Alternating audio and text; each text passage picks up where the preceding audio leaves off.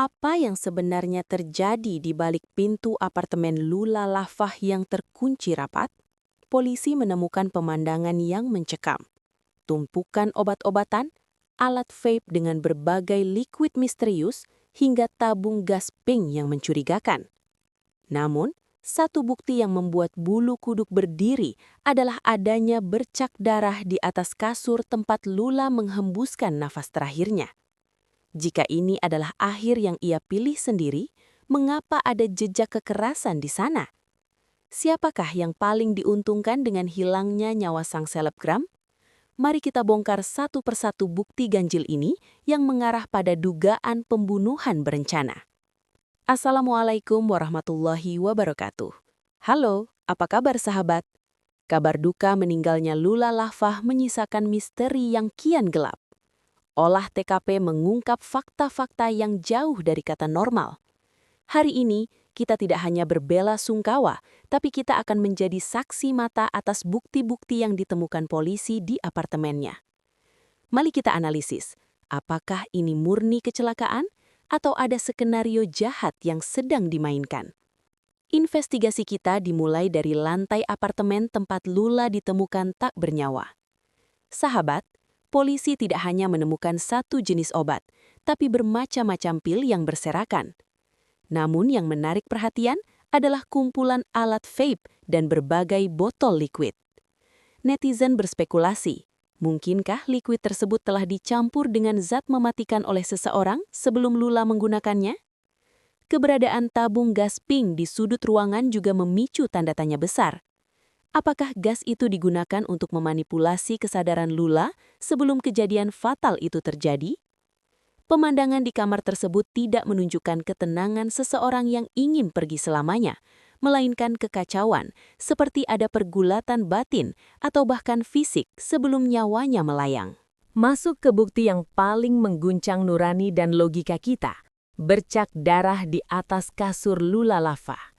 Sahabat, jika penyebab kematiannya hanyalah pengaruh zat kimia atau obat-obatan, muncul pertanyaan besar yang sangat mengusik. Dari mana asal darah tersebut?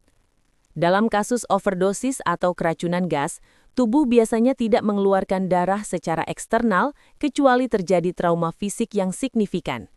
Bercak darah di atas sprei putih itu seolah menjadi saksi bisu yang berteriak bahwa telah terjadi sesuatu yang kasar sebelum nyawa Lula melayang.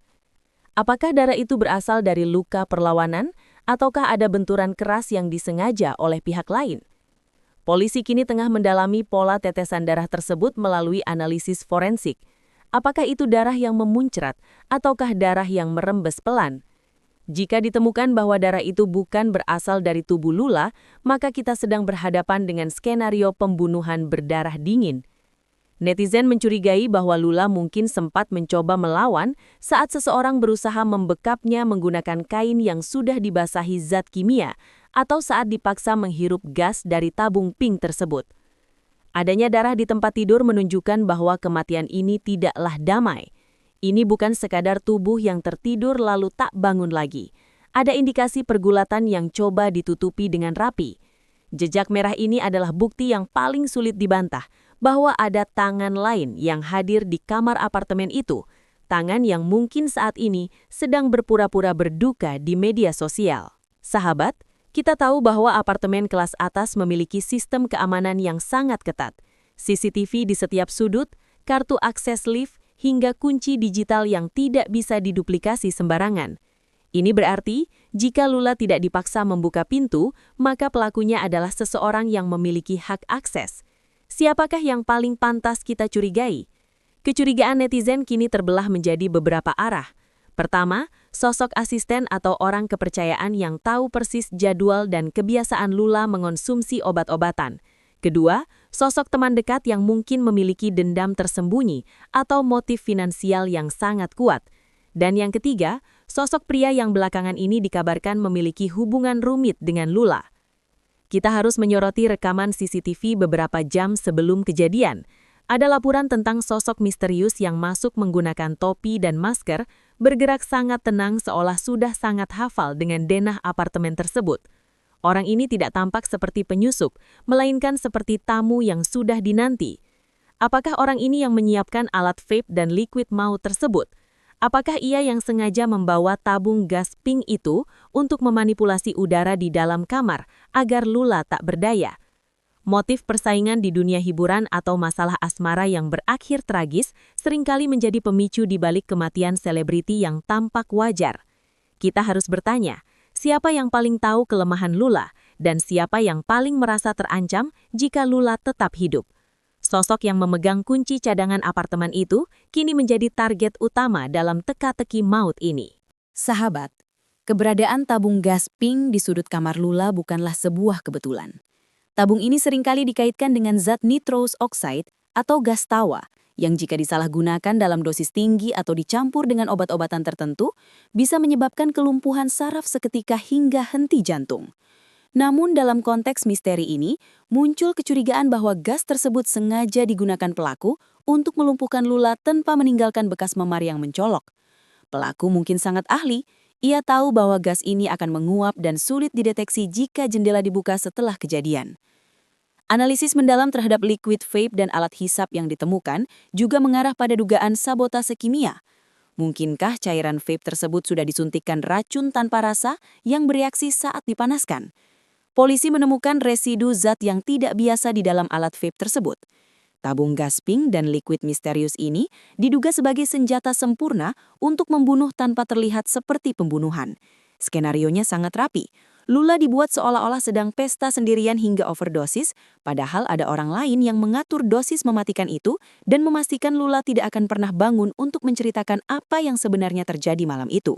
Beberapa saat sebelum ditemukan meninggal, ada unggahan atau pesan yang dianggap tidak mencerminkan gaya bahasa Lula yang biasanya. Netizen menduga ponsel Lula sudah dikuasai oleh orang lain untuk menciptakan alibi bahwa ia sedang dalam kondisi mental yang tidak stabil. Ini adalah trik klasik dalam kasus penghilangan nyawa yang direncanakan. Investigasi mandiri netizen menemukan adanya pergerakan mencurigakan di media sosial Lula tak lama setelah waktu kematian diperkirakan. Siapakah yang mengakses akunnya? Jejak digital ini bisa menjadi kunci untuk mengungkap siapa sebenarnya yang berada di kamar apartemen tersebut saat nyawa Lula sedang di ujung tanduk. Kita semua menanti hasil autopsi resmi yang akan menjawab teka-teki bercak darah tersebut. Jangan sampai bukti-bukti ganjil ini lewat begitu saja. Kita meminta pihak kepolisian untuk tidak terburu-buru menyimpulkan ini sebagai kasus bunuh diri sebelum semua barang bukti dianalisis secara forensik dan transparan. Mari kita doakan agar almarhumah Lula Lafah mendapatkan tempat terbaik di sisinya. Semoga segala rahasia yang ia bawa ke liang lahat segera terungkap demi keadilan bagi dirinya dan keluarga yang ditinggalkan. Kita doakan agar pelaku yang sebenarnya, jika memang ada, segera mendapatkan ganjaran yang setimpal atas perbuatannya. Bagaimana menurut kalian, sahabat? Apakah bercak darah itu bukti kuat adanya orang ketiga? Tulis teori kalian di kolom komentar. Jangan lupa untuk like, share, dan subscribe agar kita terus bisa mengawal misteri ini sampai tuntas. Saya doakan sahabat semua sehat selalu dan selalu waspada dimanapun berada. Wassalamualaikum warahmatullahi wabarakatuh.